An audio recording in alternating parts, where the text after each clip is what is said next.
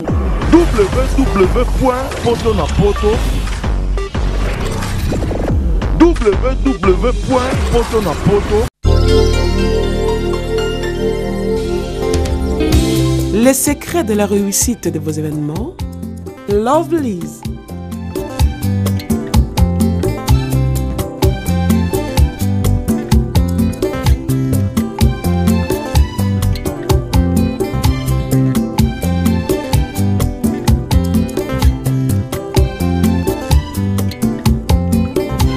It's simple. Try and try again. Lovelyz.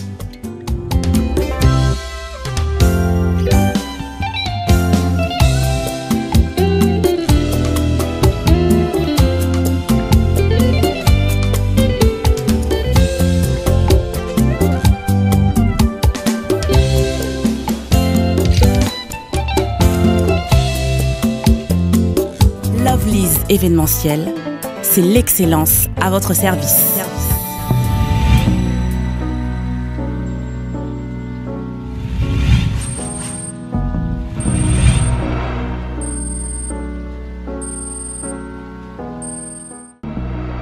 Bonjour, Nabandeko Noso Bazolanda émission Nabiso confirmation show vraiment site Nabino yango o bolingara mingi poto na poto. To ça gibino to banda ko sepel sabino kaka ndenge bolingara to sepel sabino na site Nabino o bolingara mingi poto na poto.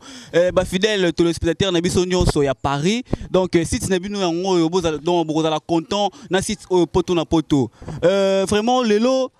tous on a invité mon tozo yamba na émission Nabiso ya confirmation show. Donc yé ba bengara yé. Donc, maman prophétesse, maman Rebecca. Donc, il y a un parti de danger à on a quoi. Donc, bana poto, pour découvrir donc maman Rebecca, il y a maintenant donc mingo le beza un parti de danger. Tous en a awa. Donc, tous so la naie pour un message d'une oyo à Elibino bana poto bana Londres bana Hollande donc partout monde entier quoi. Donc, tous so la naie donc mère ami Kamande qui donc talara yo donc ceux qui ont été plein. Bonjour maman Rebecca. Bonjour Yaya. Donc tout le monde a nakati ya site na biso poto na poto message din oye nango popesa donc ba fidèle téléspectateur ya site na biso. Un message nanga ezaka bana nzambe nyoso nzambe ya pambola bino année tuzokota oyo eza année excellente année succès année grâce o nzambe azo pesa bino mikolo ezoya yango nanga na baboye to na prière dimanche les 31 na Masina Petro Congo ezali veille de prière et na lingi bionyo so bolanda ngai se borotela biso sur site oyo ya poto na poto et koza malam donc ezali dimanche na butu de 0h à 5h ezali émission ezali pardon eza prière donc nuit de prière veille de prière et banda 0h à 5h yo o orlandango nzambe akopambola yo pe ozana biso na onction o ekokita mokolo wana na bike yo pe ozwa ndambu na yo nzamba pambola bino. Maman prophétesse Rebecca nengena tomtuna moko na kati ya église okoza na grade ni. Bon na kati ya église ngai nazali mokambi ya église donc nazon duré berger on a kamba bana no kamikolo bana dans tout est rang social na kati esika wana ngam na okamba église wana eza na Masina Petro Congo na deux payotes mais église mère eza na Lemba na Kilangwe juste quand na terminus wana kombo église pour bana poto kombo église comme on a église Jésus-Christ est vivant donc ça veut dire Jésus-Christ est vivant en sigle Jésus. Oui. Maman prophétesse nengena to mutuna moko batindaki ngai na tuna po batebele batindelenga ba message na lansaki message na ngai balobi na tuna yo pona nini ba pasteur belé baromi ko bimisa mbongo na ba basambeto soki mutu aza mpiaka abenge pasteur na sana mbongo te o sambela na sambeto mbongo ekobima donc sujet wana donc ezotungisa biso vraiment makasi en tout cas yo poko sala ngo en tout cas miracle eza ya solo mais oh yo sanga bambisi banini wana eza entre parenthèses wana en tout cas na monate na okaka mais oh ngai nzambe oh ngai oh nzambe asela ngai so mutu ayena passe na bondeli mutu na monde loboka nzambe mama bambisi wana eza entre parenthèses ngai na eli makambo na opesa sango église makambo eza entre parenthèses obi na tune bongo point parce que tolanda ka émission moko boye ba émission ne les gars ba 0 heure wana ba pasteur wana msusu wana oyo ba lobaka wana bon eza mundi moka bengi abisi no pasteur nazo souffrir na sana mbongo te na ebite soki oki ko pesa na ya église pesa nga mbongo banini donc au moins na uti ko kufa makambe bele alobaki wana mais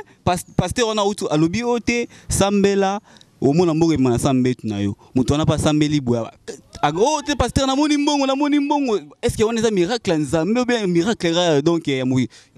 ya wana ebisio o wana kuna eza entre parenthèses ngala na elio masolo ya église Jésus-Christ est vivant bipa nzamba azali aza komi monisama ngala sala miracle soki mutoye d'abord miracle eza ngate miracle mnasala ngo nzambe tant mutaye obonde pona mutamundi loboko nzamba kei kombo nzambe ekotombwama oya basambe tu wana ngai na yebi yango te na eloka message on est repesa bana Congo bana monde entier bana partout bana poto nzambe azape asalaka mais oya misambisi na nini wana entre parenthèses mbongo wana ngai na yebi yango te amso masanga ezobima na ba wana ngai na yebi yango te na memelo kaka sango moko ke nzambe moko abikisaka nzambe moko akangolaka ye wandenga oyo na elibino sikoyo église ndenge za mukolo na ngope leader église azalaka pe comme on oui leader église azali comme on est apôtre Li yi azana Angola na Luanda bipai afandi a siéger ko un peu église amnene za makasi kuna na Angola mais biso awa na Kinshasa pe toza ba selile belé ndengai na okamba selile o ezala masina parce que awa na donc église munene mutu musupa kambaka ngo ya masina pe mutu kambaka ngo ou bien na masina na ya lemba pe mutu kamba mbonga na fanya lemba est-ce que na bandaki ministère ndena kiko bâtir ndena masina non na c'est onction ya apôtre Li papa langa apôtre Li yenda chenga maboko ndena bana kekuna bana na bandu œuvre ndebiska œuvre fan na masina ngana na berger kuna na okamba masina Petro Congo na des payotes na OCK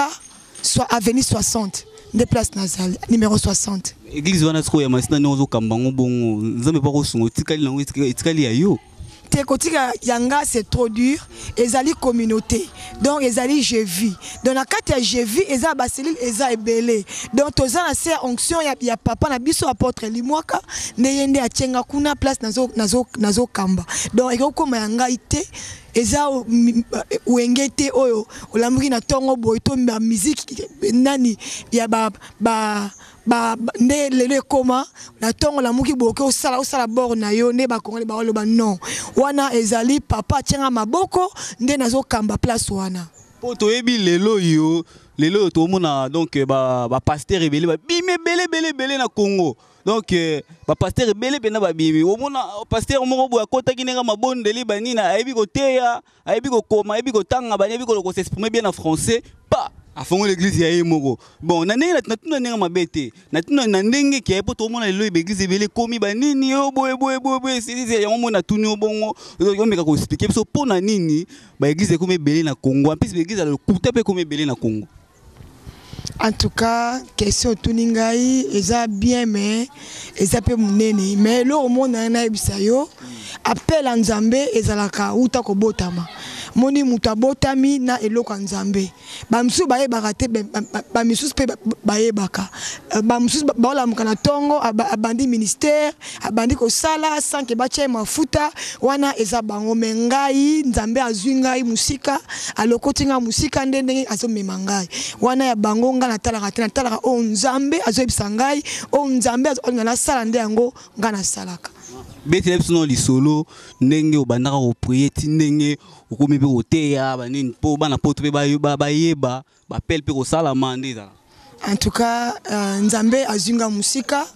naza licencié na tangi na Compis na sali communication des organisations c'est là où je fais mes études na outi na Compis ko si sa classe tanga na silisi na bandi ba voyage na ngai ko zonga or et comme côté moko faina kende Mexique je crois ba ko refulenga na zone Congo to na zone Congo c'est là où Dieu a commencé à me parler la nuit mon Nzamba comme ko ngai fait ceci ça la boy na moke bangomba ba montagne ko luka Nzambe et c'est là où j'ai rencontré l'Éternel et c'est par là que Nzambe a bandi ko yebisa ngai sala boye sala bonde na bature pe musala nzambe église efandi nzambe apenga bana ona pambola nzambe butu moi nzambe apesi ngai bana apesi ngai onction ona osala musala ona sala musala nga mote na sala musala nzambe nzambe nde mutu atelemisi ngai eza makasi na ngai te même na libota na nga bakamwaka libota na nga bango nyonso baza ba chrétien catholique nde lota ba moni comme na réveil ezaki trop dur pasi mama ko ganga ngai biso na boyi catholique te eza église au place na bimeli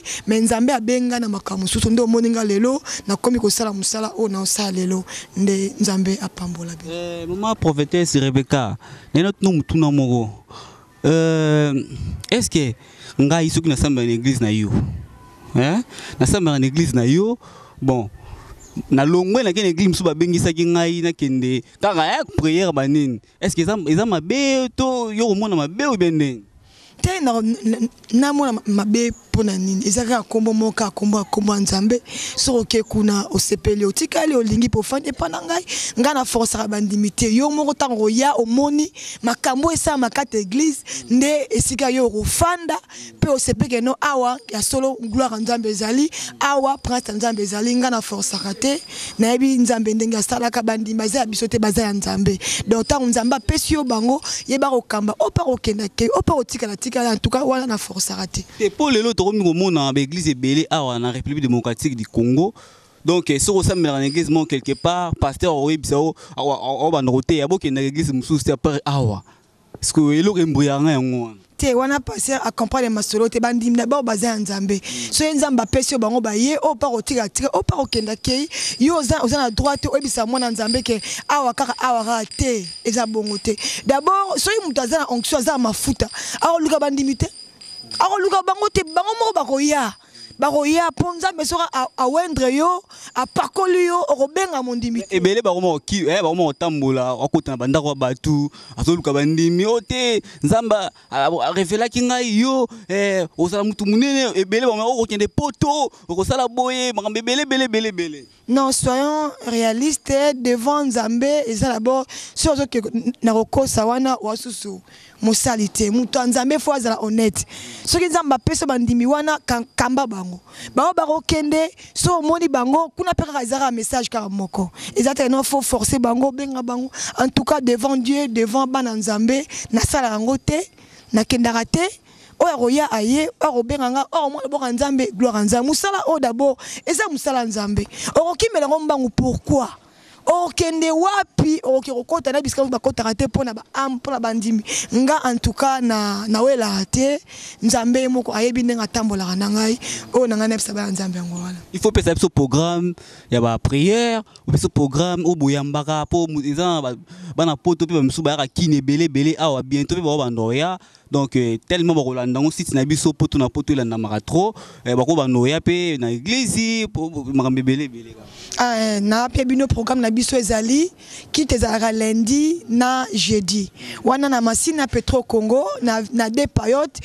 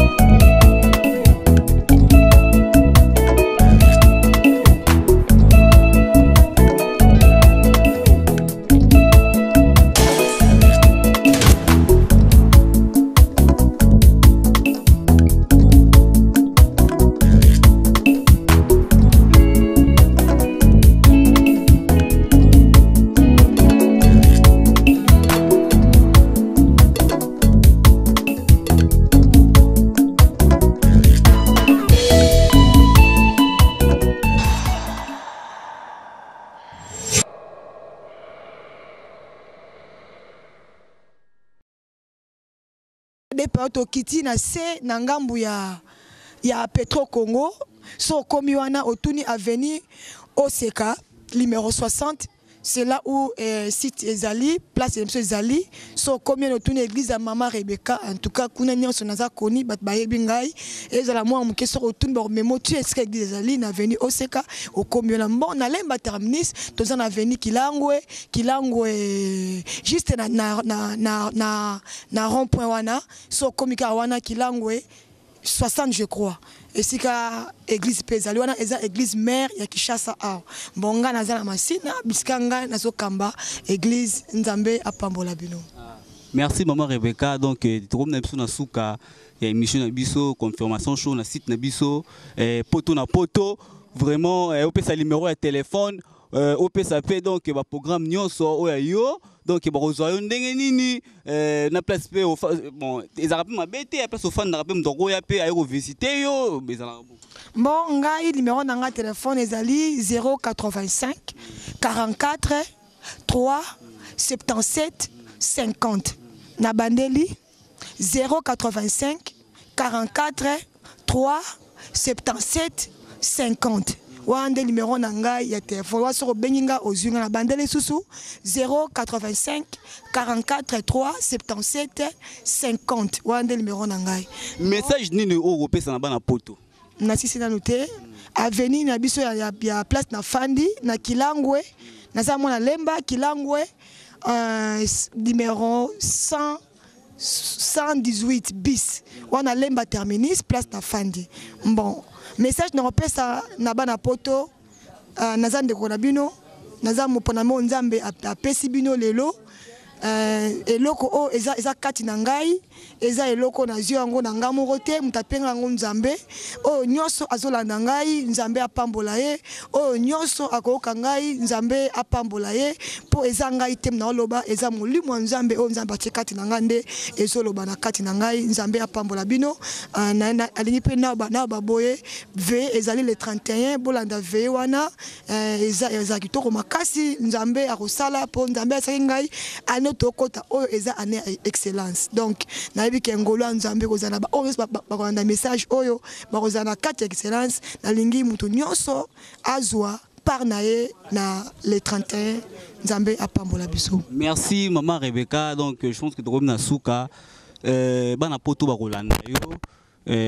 message noso o pesi vraiment et ça linga bien et ça pe bana poto bien. Merci beaucoup.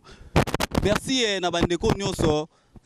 oyo bauti kolanda biso na émission na biso ya confirmation show pe na site na biso poto na poto donc na pesi ba mbote na ngai na Belbiche Maman na Believe donc na pesi na ba mbote na ngai na mère Mika Mandeki na pesi ba mbote na ngai na Jonas Makuku na ebité Maman Rebecca azolela pesa ba mbote na mais nga na tiki na nga mikupa Maman Rebecca pesa ba mbote donc e bana poto nyonso ya site na biso poto na poto respect donc na longoli chapeau ya ngoyo bon dans l'émission en confirmation show vous allez vraiment décider na émission na bino confirmation show en plus na site na biso poto na poto mingo le bezate na tiki micro et pas ya Maman prophétesse Rebecca pesaba mbote na Nzambe apambola biso na pesi mbote na papa na ngai Gabriel Mabengo na pesi bandeko na nga nyonso bana poto Karine Mabengo José Mabengo na pesi bango mbote wana ta libanga ya na bino Nzambe aza na bino atambwa na bino na pesi Andi Bola mbote na pesi baleki na ngai ona alingaka mingi Mimish mbote na pesi José Mabengo mbote Jordi Mabengo mbote Exaucé Mabengo na pesi mbote na pesi Normi Mabengo Raan Mabengo Promedi na pesi Osé elonga mbote Nzambe apambola biso Nzambe amona biso pe na pe papa na ngai Eli Mwaka mbote yende mokanda biso na kata Kishasa awa na pesi bandeko na ngai nyonso mbote na si mbote na pesi mama na ngai Astrid Lembe Dimbadu mbote Nzambe apambola bino bana poto kitoko makasi bana kilango nyonso bakolanda makambo mbote na bango na pesi elonga mbote kuna bisika zali Nzambe apambola ye Nzambe azana biso. www.potonapoto